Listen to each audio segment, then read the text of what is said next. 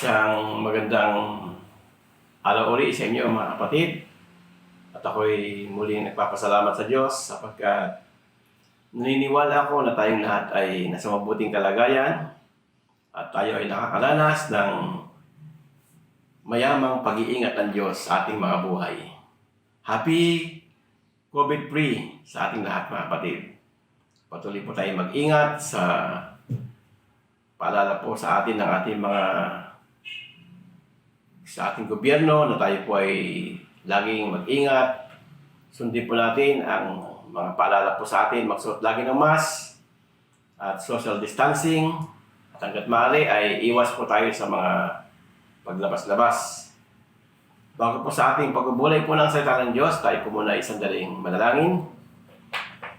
Ama naming Diyos na makapangyarihan sa lahat, kami po ay lubos na nagpapasalamat sa iyo sapagkat ang iyong mayamang pag-iingat ay patuloy po naming karanasan. At habang kami po, Diyos, ay naghihintay ng lubusang pag-alis ng pandemic, magwakas po, Diyos, ang pandemic na ito. Habang hinihintay po namin, O Diyos, ang iyong makapangyarihang pagkilos, ang iyong makapangyarihang paggawa, tulungan mo kaming huwag makalimot, magbulay ng iyong mga salita. At kami po'y laging magnasa, hanapin ang iyong kalooban. Basbasan mo po kaming lahat. Basbasan mo po ang iyong mga salita sa pangalan ng aming Panginoong Hesus. Amen and amen. Ng Panginoon, ang ating pong paksang pagbubulayan ngayon mga kapatid ay patungkol po sa katanungan po ng marami. At maaaring katanungan din po ng iba sa atin. Bakit po ang tao namamatay? Kalooban po ba ng Diyos na ang tao ay mamatay? Sabi nga ng iba, bakit nilikha ng Diyos ang tao kung mamamatay din pala? Di po ba? Yung nabubuhay ka tapos bigla mong malalaman na ikaw ay mamatay. Talaga nakakalungkot po yun. Pero kalooban ba ng Diyos na ang tayo mamatay? Ang sagot po ay hindi. Sapagkat sa Bible po, ang unang nilikha po ng Diyos na tao, si Adan. Alamin po natin na kalooban ba ng Panginoon na ang unang nilikha niya, si Adan, ay mamatay? Ito po ang sabi sa Genesis chapter 2 verse 17. Tatapwat sa punong kahoy ng pagkakilala ng mabuti at masama, huwag kang kakain. Sapagkat sa araw na ikaw ay kumain niyon, ay walang pagsalang, mamamatay ka. Kaya nagbigay po ang Diyos ng babala kay Adan na mahigpit niyang pinagbawal na huwag kakain ng punong kahoy ng pagkakilala ng mabuti at masama. Kasi mamamatay po siya pag kinain niya. Ibig sabihin po, ayaw talaga ng Diyos ang taong matay. Kaya nagbigay po siya ng warning. At ang gusto po ng Diyos ay mag-enjoy po ang tao na kanyang nilalang. At katunayan nga po, para mapatunayan po natin na talagang gusto po ng Diyos na ang tao ay maging masaya, mabuhay na masagana, at mabuhay na walang kamatayan. Ito po, sa Genesis chapter 1, verse 29, ganito pong ating mabasa. At sinabi ng Diyos, narito, ibinigay ko sa inyo ang bawat pananim na nakakabinhi na nasa ibabaw ng balat ng lupa. At ang bawat punong kahoy na may bunga ng punong kahoy na nakakabinhi sa inyo'y magiging pagkain. At sa bawat hayop sa lupa, at sa bawat ibon sa iyong papawid, at sa bawat nagsisiyusad sa ibabaw ng lupa na may buhay, ay ibinibigay ko ang lahat na pananim na sariwa na pinakapagkain at nagkagayon. Ganyan po ang kalooban po ng Diyos na ang tao ay maging masaya, maging masagana. Ibinigay po ng Diyos lahat. Lahat po ng pangangailangan po ng tao. Mga pananim, mga hayop, mga prutas, para mabuhay siya nang walang kamatayan.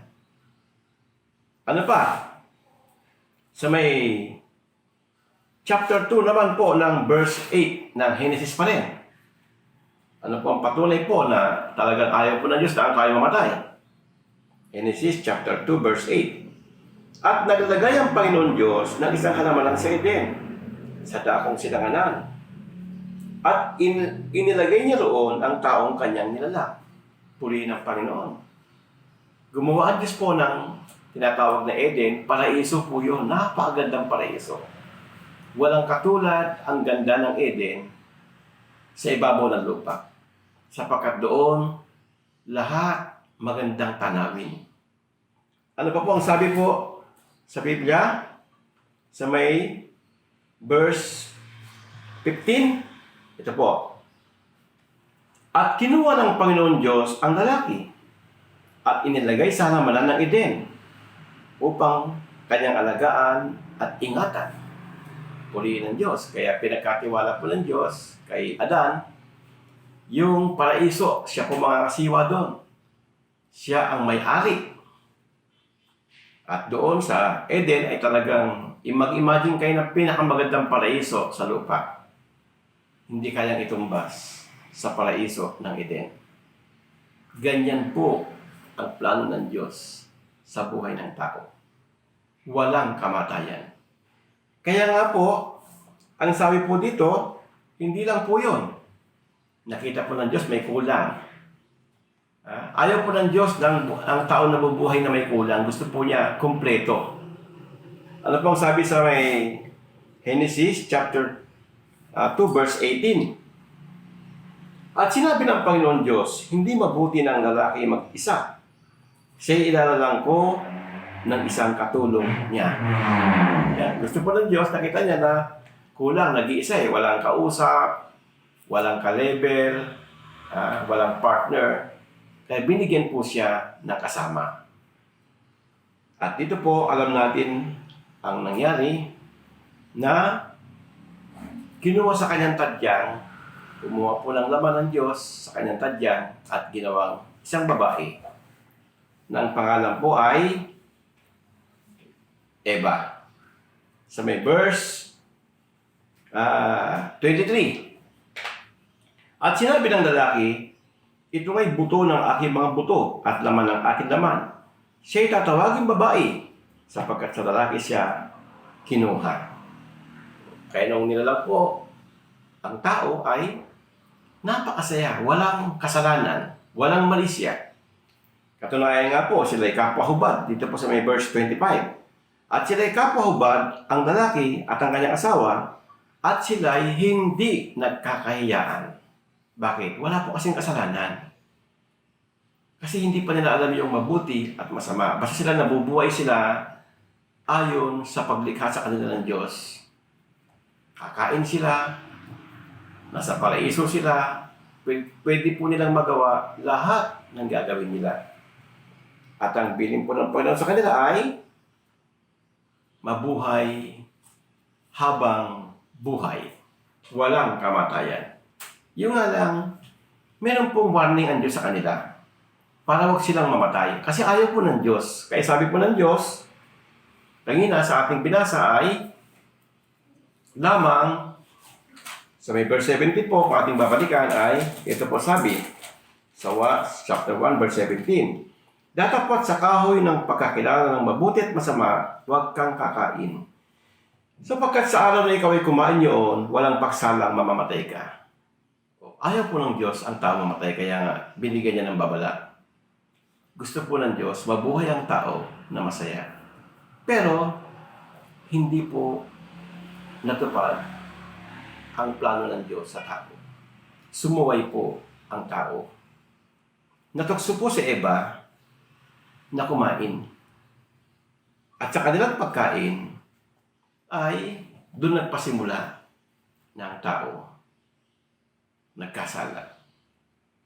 Kaya nga, dito po sa ating binasa, ay alam po ni Eva na bawal kumain. Kasi nasabihan po siya ni Adan na dapat ay magkakain doon.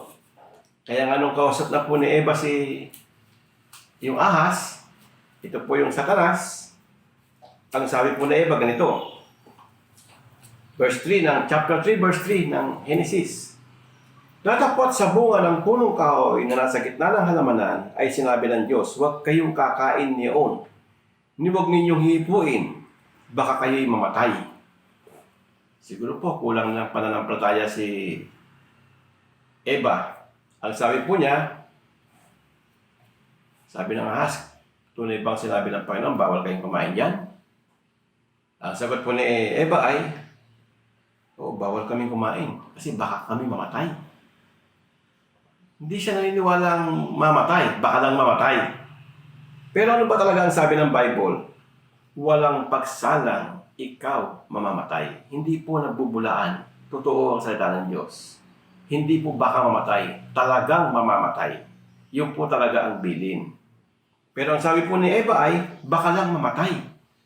Kaya doon na po nagkaroon ng pagkakataon si Satan. Ano sabi ni Satan? Verse 4, at sinabi ng ahas sa babae, tunay na hindi kayo mamamatay. Kaya nagdalawang isip na po siya. Kasi sabi niya kanina ay baka mamatay. Ay may sinabi sa kanya ni Satan, hindi kayo mamamatay. Kaya kumain po si Eva. Ang pagkain po na Eva ay pinakain din niya yung kanyang asawa. At nang sila'y kapwa makakain na, nakita nila na sila'y kapwa hubad. Nagtago na sila. Kaya nung dumating po yung Diyos, hinahanap sila, nasaan ka? Andito po ako, nagtatago. Anong sabi ng Panginoon? Nakakain ka ba ng punong kahoy na pinagbabawal kong kainin? O, sagot po niya ay, opo, binigyan ako ng aking asawa. In short po, ang tao nagkasala. Doon nagpasimula po ng tao mamatay. Di ba sabi sa ating pinasa? Sa oras na kanin mo ang punong kahoy na yan, walang pagsalang mamamatay ka. Kaya nga dito po sa Roma, pinaliwanag po yan ni Apostol Pablo. Roma chapter 5, verse 12. Painggan po natin. Kaya, kung paano sa pamagitan ng isang tao, pumasok ang kasalanan sa liputan at ang kamatay sa pamagitan ng kasalanan, at sa ganito'y ang kamatayan ay naranasan ng lahat ng mga tao sapagkat lahat ay nagkasala. Magmula pa po kay Adan sa kanilang pagkakasala, lahat po ng taong nadamay. Dahil sa isang tao lang, isa lang po ang sumalangsang mula sa kanya, ang buong sanlibutan hanggang sa atin naging sinful nature. Kaya lahat po ng tao makakaranas ng kamatayan. Hindi po kalooban ng Diyos ang tao mamatay. Gusto po ng Diyos ang tao mabuhay. Ngunit ang problema, pumasok po ang kasalanan. Sumalangsang po si Adan. Kaya nga sabi po dito, sa may Roma chapter 5 verse 17, 17. Sapagkat kung sa pagsuway ng isa ay naghari ang kamatayan, yan, sa pagsuway po ng isa, naghari po ang kamatayan. Kaya lahat po ng tao namamatay. Sa may verse 18, kaya kung paano sa pamagitan ng isang pagsuway, dumating ang hatol sa lahat ng mga tao sa ipagdurusa. Ano po yung dumating po sa tao? Hatol. Ano po yung hatol na yon? Kamatayan. Ito po yung pagdurusang dinadaras po natin na ang tao po mamamatay na. So may verse 19, sapagkat kung paano sa pamagitan ng pagsuway ng isang tao, ang marami ay naging mga makasalanan. Kaya kahit po tayo hindi nakakain, kahit po tayo hindi kasama doon sa pagkain ng pinagbabawal, dahil po sa isang tao ito, ang buong sanlibutan po naging makasalanan. Naging sinful nature ang buong sanlibutan. Naging nature na po ng tao naging makasalanan. Kahit ang tao hindi mo turuang magkasala, gagawa siya ng kasalanan. Example po ang bata. Ang sanggol pagkapanganak. May magtuturo ba sa kanya ng masama? Wala. Puro kabutihan ang ituturo. Pero pag laki na ng bata, unti-unti gumagawa ng kasalanan. Ang tao ay likas na makasalanan. Nature. Hindi mo na dapat turuan siyang gumawa ng masama. Automatic gagawa ang tao ng masama. Automatic po ang tao magsisinungaling. Automatic ang tao po maghihiganti. Ang tao magiging makasarili. Hindi po ituturo yan. Likas ng tao yan. At dahil nga po ang tao ay nagkasala, ano po ang naging kabayaran po ng kasalanan? Romans 6:23. Ito po. Sapagkat ang kabayaran ng kasalanan ay kamatayan. Ano po? Kaya ang tao po, kaya namamatay po ang tao dahil sa kasalanan. Na kaya yung po yung tanong kanina, bakit po ang tao namamatay? Kalooban ba ng Diyos ang tao mamatay? Hindi po kalooban ng Diyos. Bakit po namamatay? Dahil ang tao po sumuway sa utos ng Diyos. Kaya nga ang tao po, lahat mamamatay. Wala pong taong mabubuhay sa mundong ito. Kaya nung nagkatawang tao po si Christ, pati po siya biktima. Naging biktima po ang ating Panginoong Hesus ng sinful nature. Kasi kinuha po niya yung kalagayang tao. Hinubad niya ang kanyang pagka-Diyos. Kaya nung suguin po siya, nung nasa langit po ang ating Panginoong Hesus, siya'y Diyos, siya'y banal, walang kasalanan. Pero nang siya po ay magkatawang tao, kinuha po niya ang katawan bilang tao, nag-anyong alipin, siya po ngayon ay ibinibilang ng makasalanan. At ang kasalanan po niya galing po sa tao. Inako niya lahat ang ating kasalanan. At hindi pwedeng akuin ang kasalanan ng karaniwan lamang. Mabigat po ang kasalanan po ng tao. Kaya napakahalaga po ang kabayaran ng ating kasalanan. Dugo ng ating Panginoong Hesus. Kaya nga po, yan po ang malaking kinakatakutan po ng tao, kamatayan. Pero dumating ang mabuting balita. Dumating po ang dakilang pag-ibig ng Diyos. Nang kinakatakutan ng tao na kamatayan, ay mapapawi na. Sapagkat nang suguin po ng Diyos ang kanyang buktong na anak na si Jesus, ipinangako niya, lahat ng tao, pag namatay, ay muling mabubuhay. Pangako po niya sa John chapter 11. Ang talata po ay 25 hanggang 26. Sinabi sa kanya ni Jesus, ako ang pagkabuhay na maguli at ang kabuhayan. Ang sumasampalataya sa akin, bagamat siya'y mamatay, gayon may mabubuhay siya.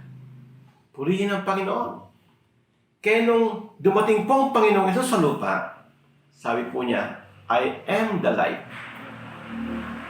Alam po ng Diyos, alam po ni Jesus na ang tao mamatay. Kaya sabi po niya, bagamat siya'y mamatay, alam po niya mamatay po tao.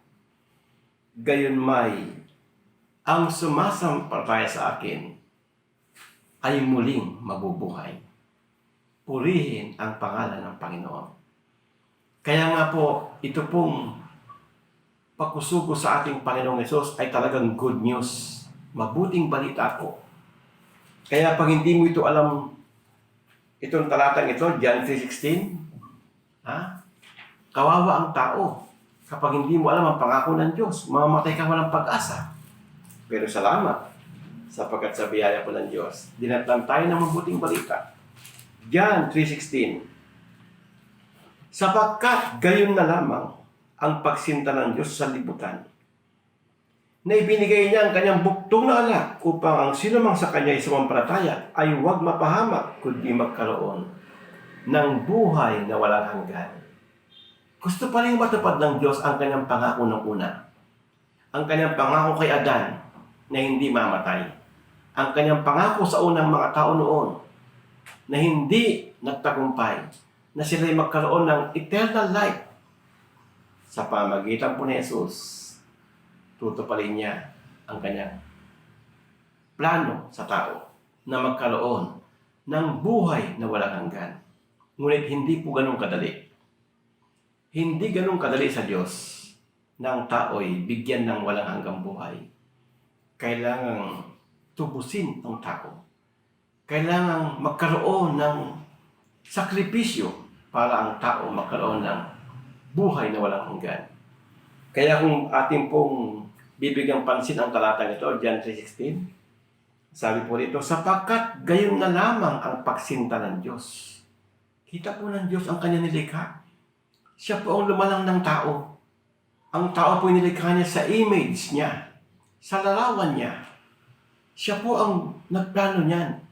Nakikita po ng Diyos ang tao na walang pag-asa, kawawa.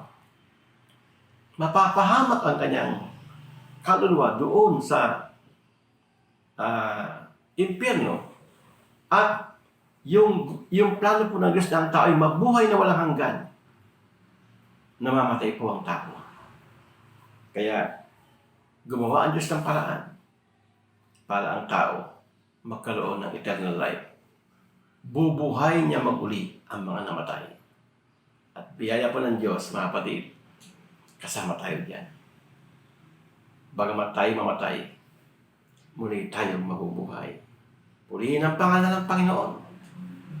Alam niyo po ba, nang magkasala po ang tao, dalawa po ang naging kamatayan natin. Una po yung binabanggit ko, physical death. Na ang tao po ay makakanalas na ng kamatayan.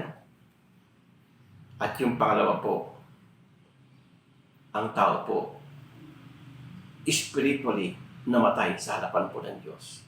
Nawala po yung relasyon ng tao sa Diyos. Naging kaaway po ng tao ang Diyos. Spiritually, tayo po, na magkasala po yung tao, magmula pa po ng panahon ni Adan hanggang sa kasalukuyan, ang tao naging patay sa espiritu sa harapan ng Panginoon. Ang sabi po sa Ephesians chapter 2, ito pong sabi sa verse 1, Epeso, Kapitulo 2, ang talata po 1. At kayo'y binuhay niya nang kayo'y mga patay dahil sa inyong pagsalangsang at mga kasalanan. Kaya ang tao po naging patay. Ngayon, nabuhay lang po ang tao nang tayo po ay tumanggap sa Panginoong Hesus at nagkaroon tayo muli ng bagong kaugnayan sa Diyos. Nang tayo po ay maborn again. Nang tayo po ay may panganak na muli. Nang tayo po'y pumasok sa tipan ng bautismo, doon lang tayo nagkaroon muli ng panibagong relasyon sa Diyos. Binuhay niya ang ating kaugnayan sa Kanya. Kaya sabi dito, nang kayo'y binuhay niya. Saan tayo binuhay? Ibig sabihin, dati po tayong patay. Dati po ang taong patay. Binuhay lang sa pamagitan ng ating Panginoon. Sabi po sa may verse 5, bagamat tayong mga patay dahil sa ating mga kasalanan, tayo binuhay na kalakip ni Kristo sa pamagitan ng biyaya kay nangaligtas. Kaya tayo po patay. Kaya nga nung tayo po ay nagpabautismo, inilibing po tayo kasi patay po tayo eh. Kailangan nating malibing. At pagkatapos po ng bautismo natin, nang tayo po ay umahon sa tubig, doon na po nagpasimula na tayo muling nabuhay. Bakit? Sapagkat lumakip tayo sa kamatayan ni Kristo. Kaya dalawa po ang naging kamatayan po ng tao after po na magkasala si Adan. Physically dead, spiritually dead. Pero biyaya po ng Diyos. Yung una, bagamat tayong mamatay, muli tayong mabuhay. Yung pangalawa, binuhay tayo ngayon. Meron na tayong kaugnayan sa Diyos. Binuhay na tayong kalakip ni Kristo. Kaya nga sabi po dito sa isa po aklat sa may Mateo chapter 8 verse 21, patunay po talaga na ang tao talaga ay patay. Lahat po ng tao patay. Na hiwalay kay Kristo, ang tao po ay patay. Mateo chapter 8, ang talata po ay dito sa may verse 21 hanggang 22. Ito po sabi, at ang isa naman sa kanyang mga alagad ay nagsabi sa kanya, Panginoon, tulutan mo muna akong makauwi at mailibing ko ang aking ama. Datapwat sinabi sa kanya ni Jesus, sumunod ka sa akin, pabayaan mong ilibing ng mga patay ang kanilang sariling mga patay. O, tanya po, ito po yung isang alagad niya nagpapaalam na maipaglibing sa kanyang ama na namatay. Ay pero ano po sagot ng Panginoon? Bayaan mong ilibing ng patay ang kanilang sariling mga patay. Yung patay po ililibing. At yung maglilibing, patay din. Ano ba sabihin doon? Physically dead? Hindi po. Spiritually dead ang tao. Malibang lumakip sa Panginoon, hindi siya buhay. At salamat sapagkat tayo po, buhay tayo sa harapan ng Panginoon. Kaya yung katanungan po kanina, bakit ang tao namamatay? Dahil ang tao po nagkasala. Hindi po kalooban ng Diyos na ang tao mamatay. Kaya nga gumawa ang Diyos ng paraan para ang tao muling mabuhay sa pamamagitan ni Kristo. At sa biyaya po ng Diyos, tayo pinagpapasalamat sapagkat ang biyayang ito ay tinanggap natin sa pamamagitan po ng pangangaral sa atin ng tunay na mga mangalal, ang ating beloved Apostle Arsenio Period. Sa pamagitan po ng kanyang pagkuturo, sa pamagitan po ng Ebanghilyong dala ng mga sugo ng Diyos, tinanggap natin ang biyaya na tayo ngayon magkaroon ng buhay na walang hanggan. At sa biyaya ng Diyos, tayo ngayon ay buhay sa harapan ng Panginoon. Bakit? Sapagkat buhay ang sugo ng Diyos. Ang sugo ng Diyos na nagturo sa atin ng mga doktrinang ito, ng aral na ito, na tayo magkaroon ng panibagong kaugnayan sa Diyos. Binuhay niya tayo sa Espiritu at binigyan tayo ng pag-asa na bagamat tayo mamatay, gayon may muli tayong mabubuhay. Salamat po sapagkat tayo ngayon kabahagi sa ganitong kalagayan. At salamat sa mga nasugong apostol na siyang pinagmulan ng ating pag-asang ito. Purihin ang pangalan ng Panginoon. Ama naming Diyos, maraming salamat po sa iyong mga salita. Salamat, binigyan mo kami ng pag-asa. Salamat sa iyong pangakong ito na bagamat kami lahat ay nakakaranas ng kamatayan, ngunit ang pangako mo, muli mo kaming bubuhayin. Salamat din, O Diyos, mula sa patay na kalagayan, binuhay mo kami kalakip ni Kristo. At ngayon, habang naglilingkod po kami sa iyo, ingatan mo kami. Iligtas mo kami sa pinagdadaanan namin ngayon na pandemic. Huwag mo kaming hayaang malagyan ng COVID-19. Ingatan mo kami, Panginoon. Ingatan mo lahat po ng mga kapatid. Ang mga lahat ng member namin, ang mga elders, ang mga officers, ang mga cadets, ang mga magulang, ang mga anak, ang aming buong sambahayan, ingatan mo po sa pangalan ng aming Panginoong Hesus. Amen.